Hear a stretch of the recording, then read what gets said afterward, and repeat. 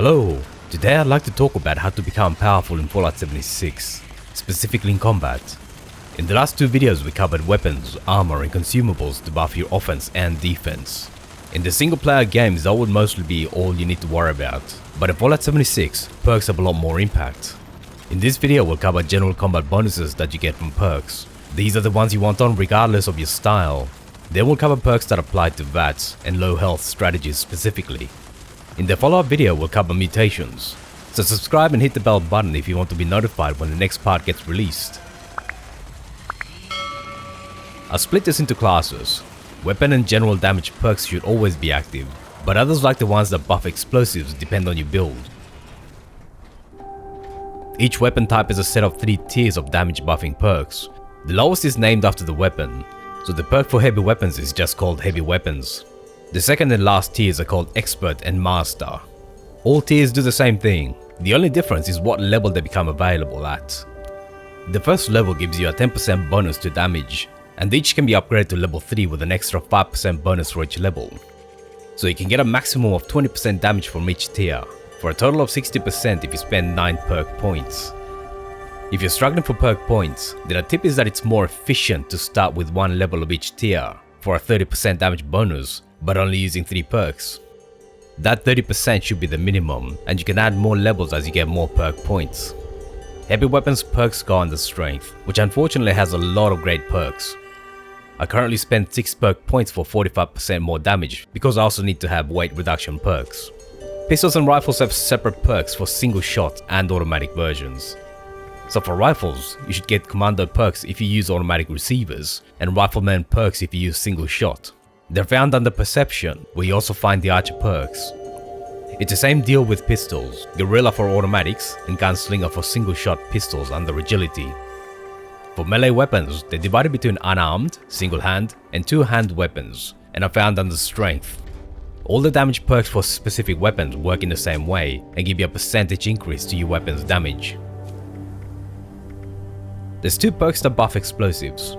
Demolition or under intelligence increases the damage by up to 60% at level 5, and Grenadier under perception doubles the explosion radius at level 2.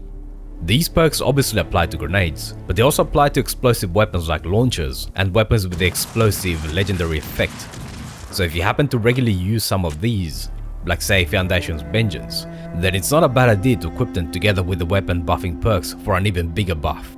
It's worth mentioning that if you use launchers, you can pretty much ignore the heavy weapons perks because the physical damage from missiles and mini-nukes is basically nothing. Just focus on the explosive perks instead.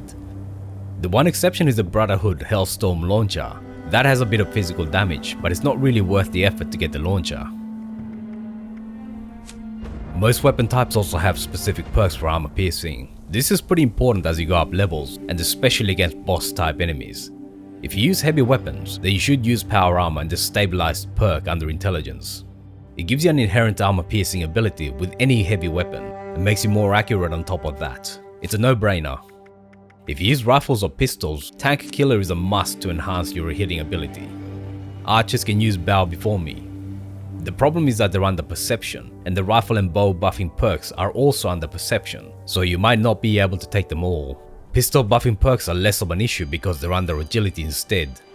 Melee gets Incisor and Martial Artist under strength. Incisor allows you to ignore up to 75% of enemy armor. That's the biggest armor piercing bonus in the game. And Martial Artist allows you to hit faster. Both are very useful, but just like with rifles, the weapon damage perks are under strength, so you might have to sacrifice something. But pair them up with a chainsaw or an auto axe and you'll understand why so many people love these weapons. Shotguns don't get armor piercing perks, but they do get Enforcer under agility.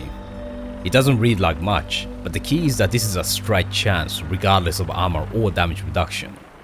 Even powerful enemies like Deathclaws and Assaultrons get crippled almost immediately if you have level 3 of this perk.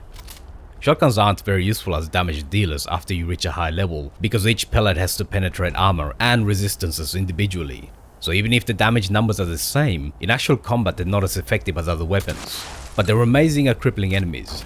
You'll almost feel sorry for Deathclaws or any melee enemy once you start using this combination. Other weapons also have crippling perks.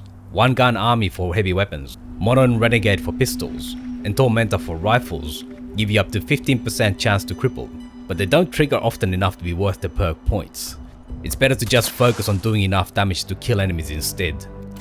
Enforcer works with shotguns because each pellet has a chance to cripple and there's a lot of pellets. Aside from the weapon specific ones, you can also get general damage bonuses.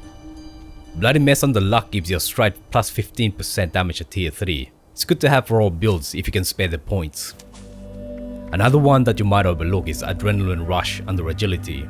It allows you to accumulate plus 10% damage for each enemy killed, up to plus 60% with level 5, but it only lasts for 30 seconds. If you can, it's better to just increase the damage your weapons do, but it's definitely useful when you're fighting a lot of enemies like in events or daily operations. Tenderizer under Charisma makes enemies you hit take up to 10% more damage for 10 seconds. It works best against bosses when you have teammates also attacking them at the same time, but it's still useful if you have a low damage but high firing weapon like a minigun. Glow Sight gives you a pretty big bonus against glowing enemies. Normally I recommend against perks like Exterminator that only affect some enemy types, but once you reach high enough levels, you'll often run into glowing versions of enemies that are a bit tougher than the normal versions. One perk point gives you a nice 20% damage bonus against these tougher versions, but it's probably not worth 3 perk points unless you're really struggling for choice. The sneak damage perks give you a decent bonus. Cover Operative adds 0.5 to your damage at tier 3. It's okay if you play stealthy and you need a little bit of extra damage to get that one-shot kill to stay in stealth. So they're okay while you're questing or just exploring, but in daily ops or events they're not that useful. Same with Ninja for melee. It's nice, but because you'll be immediately detected, it's better to get a chainsaw or auto axe and just rip and tear if you go melee. All of these are nice when the situation calls for it, but it's generally better to focus on raising your overall damage rather than damage bonuses that only work in specific situations. Unlike single player games, there's a lot of perks in Fallout 76 that can make you very tanky even if you're naked. There's quite a lot of perks that raise your damage and energy resistance, but personally I would not recommend any of them because of the diminishing returns from resistance compared to reduction. Many of these also only work outside power armor, so they might be worth it early on when your armor is weak and you're desperate for any kind of protection. So Barbarian, Bullet Shield, Refractor, Ironclad, Bodyguards, Evasive, Moving Target, and Junk Shield are only worth it if you have spare perk points. If they gave you a bigger bonus, say 100 instead of 45 max, they might be worth looking at, but even then in the long term you'll be replacing them. Personally I would just recommend using power armor instead until you can get a good set of normal gear like the Boss Recon or Secret Service armor. These are the perks you should prioritize. Damage reduction perks also work in power armor, so they should be your priority if you go in that direction. As always, they work in a multiplicative fashion, but if you combine them, the effect can be pretty strong. Dodgy gives you a straight 30% damage reduction as long as you have action points left. There's no reason not to have this one, and it's a good idea to also pack Nuka Candy, popcorn, or even coffee to restore your AP, because when you're under heavy fire, you might find yourself with 0 action points. Ricochet has an 18% chance to reduce some of your damage by sending it back. The enemy takes 25% of the damage of their own weapon, but your own weapon's special effects and your perks also apply. So if you have a vampiric weapon, it'll heal you, and perks like Tenderizer will affect the enemy. It works before Dodgy and they complement each other well. Fireproof is also one of the few ways to protect yourself against fire, and it's great if you also use explosives to avoid blowing yourself up. Recommended for any style unless you get the legendary version. There's also a few other situational ones that I can't personally recommend, but you might find them useful for the way you play. Blocker works against melee attacks, but it's better to invest in faster ways to kill enemies before they get too close. Suppressor is pretty nice against bosses that do a lot of damage. If you use automatic weapons, then you can keep the effect on them all the time. Like Tenderizer, it's good if you're by yourself, but it works better if you're in a team with other players. If you don't join a group, then Lone Wanderer will reduce your damage by 20% and boost your AP refresh. But it's not a good choice because you miss out on the extra experience from the casual group intelligence boost, plus mutations we'll cover later.